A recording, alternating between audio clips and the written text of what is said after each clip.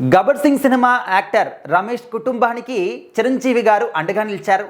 తన యొక్క కుటుంబానికి ఆర్థికంగా కొంత సహాయం కూడా చేయడం జరిగింది. చిరంజీవి గారు ఎవరికైనా కూడా ఎలాంటి ఆపద వచ్చినా ముందుగా నిలబడతారు. ఎలాంటి సమస్య వచ్చినా కూడా దాన్ని తీర్చడానికి ఖచ్చితంగా సొల్యూషన్ చెప్పడానికి మాత్రం చిరంజీవి గారిని అందరూ కూడా సంప్రదిస్తూ ఉంటారు. ముఖ్యంగా నటీనటులకు కావచ్చు, డైరెక్టర్లకు కావచ్చు, ఆఖరికి ప్రొడ్యూసర్లు కావచ్చు, ఎగ్జిబిటర్లు, ఎవరికైనా కూడా ఎలాంటి సమస్య వచ్చినా కూడా ఇండస్ట్రీ మొత్తానికి పెద్దలాగా చిరంజీవి గారిని చూస్తూ ఉంటారు. అండ్ ఈ యొక్క సమస్యల విషయంలోనే కాదు, సామాజిక సేవా కార్యక్రమాల విషయంలో కూడా చిరంజీవి గారు ముందుంటారు. ముఖ్యంగా మనందరికీ తెలుసు, బ్లడ్ డొనేషన్ కావచ్చు, ఆక్సిజన్ సిలిండర్స్ కావచ్చు, అంటే మిగతా ఏవైనా కావచ్చు, ఎలాంటి సమస్య ఉన్నా కూడా చిరంజీవి గారు మాత్రం తనకు తోచినంత సహాయం ఖచ్చితంగా చేస్తూ ఉంటారు. మనము చాలా సందర్భాలు చూస్తూ ఉంటాము. అండ్ చాలా విషయాల్లో కూడా మెగా కుటుంబాన్ని ఇన్స్పిరేషన్గా తీసుకోవాలి అని చెప్పేసి కూడా ప్రజలు ఆలోచన చేస్తూ ఉంటారనమాట.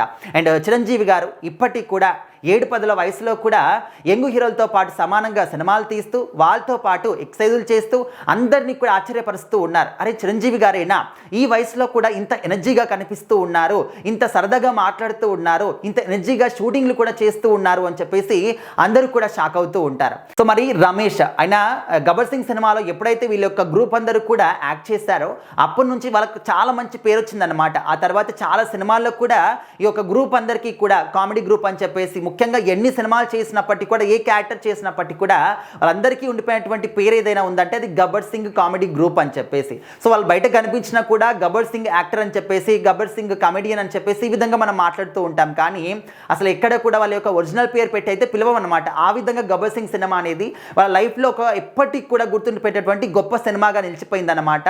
సో ఆ కారణంగా మెగా అభిమానులు కావచ్చు, మెగా ఫ్యాన్స్ అందరూ కూడా ఈ కుటుంబానికి కావచ్చు, ముఖ్యంగా వీళ్ళ కుటుంబాలందరికీ కూడా అండగా నిలుస్తూ ఉంటారు.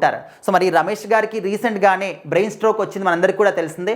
ముందుగా ఉస్మానియా కావచ్చు హాస్పిటల్ తీసుకెళ్ళినప్పుడు అక్కడ కొంచెం తీవ్రంగా, అంటే తొందరగా స్పందించకపోవడం, ఇలాంటి వాటిని దృష్టిలో పెట్టుకొని మళ్ళీ ప్రైవేట్ హాస్పిటల్లో జాయిన్ చేయడం జరిగిందన్నమాట. సో చిరంజీవి గారు ఆ కుటుంబానికి ఆర్థికంగా హెల్ప్ చేయడమే కాకుండా ఆ హాస్పిటల్ యొక్క సిబ్బందితో మాట్లాడి మెరుగైన చికిత్స అందించడానికి కూడా కొంచెం తోడ్పాటు అందించడం జరిగింది. అదేవిధంగా ఎవరైతే ఉన్నారో ఇంకా వాళ్ళతో కూడా సహాయం చేయించే అవకాశం కూడా ఉంది అని చెప్పేసి కూడా చెప్తూ ఉన్నారు.